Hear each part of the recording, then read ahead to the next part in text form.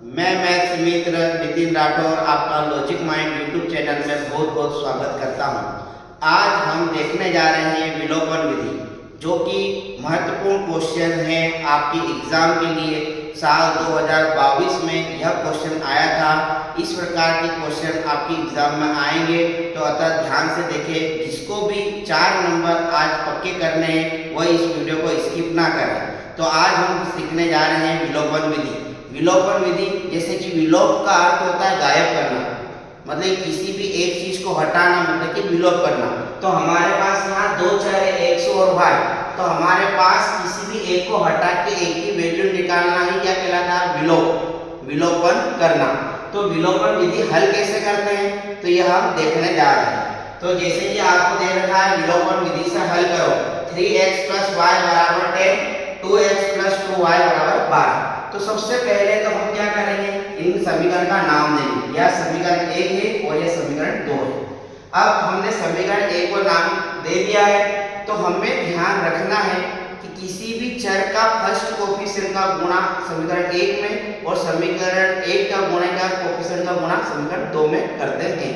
तो चाहो तो आप y के गुणे में जो है उनका गुणा कर दो, कि जैसे कि y के गुणे में यहाँ कौन है 2, तो 2 का मल्टीप्लाई कर दो, या फिर समीकरण 2 में यहाँ पर एक इसके गुणे में कुछ नहीं, तो एक का गुणा यहाँ कर दो और गुणा करके क्या कर दो, घटा दो। तो हम यहाँ x की वैल्यू लेते हैं। किसकी वैल्यू लेते हैं? x की। तो यहाँ x के गुणे में कौन है? 2। तो समीकरण 1 में किसका गुणा कर देंगे? 2 का। अब समीकरण 1 के x के कोफिशिएंट मतलब x के गुणांक में कौन है? 3। तो 3 का क्या कर देंगे? गुणा।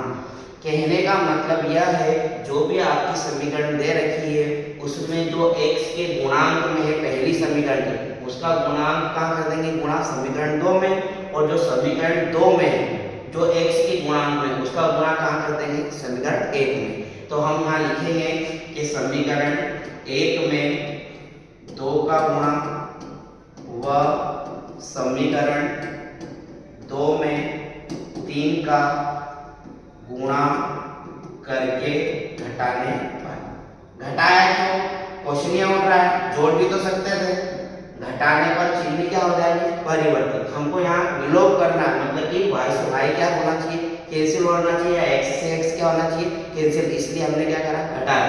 तो 2 का हम 3 में मल्टीप्लाई करेंगे, कितना हो जाएगा? 6x। फिर इस 2 का y में करेंगे, कितना हो जाएगा? 2y। और 2 का 10 में कर देंगे, कितना हो जाएगा? 20। इसी प्रकार 3 का गुणा 2 में करेंगे, कितना हो जाएगा? 6x। फिर प्लस, तो प्लस का साइन ऐसा का ऐसा, 3 का 2 में करेंगे, कितना? 6y बराबर 3 का 12 में करेंगे, 12 से कितना होता है? 36। 12 3 जा 36। अब हमने 2 का भी मल्टीप्लाई कर दिया और 3 का भी मल्टीप्लाई कर दिया। अब हमने क्या लिखा? गुणा करके घटाने पर, मतलब कि हम दूसरी समीकरण को क्या कर देंगे? चिन्ह परिवर्तन। तो ये प्लस का है तो क्या हो जाएगा? माइनस। ये प्लस का है तो क्या हो जाएगा? माइनस। और ये प्लस का है तो माइनस। मतलब कि आपको उल्टा चिन्ह कर देना है। प्लस है तो माइनस, माइनस है तो प्लस। तो अब यहाँ देखो 6x और 6x है, तो 6 में से 6 जाएगा, कितना बच जाएगा? 0। मतलब 6x से 6x क्या हो जाएगा? कैंसिल। अब ये 6 है और ये कितना है? 2। तो 6 माइनस का है और 2 का है प्लस का।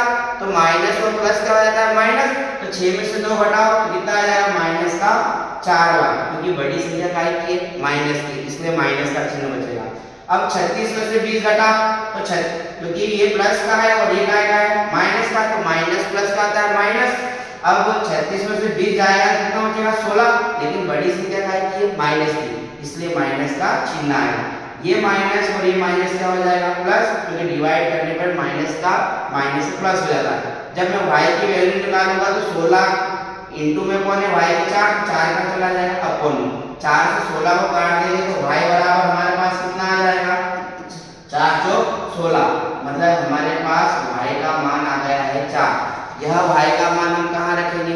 समीकरण 1 में भी रख सकते हैं, समीकरण 2 में भी रखते हैं।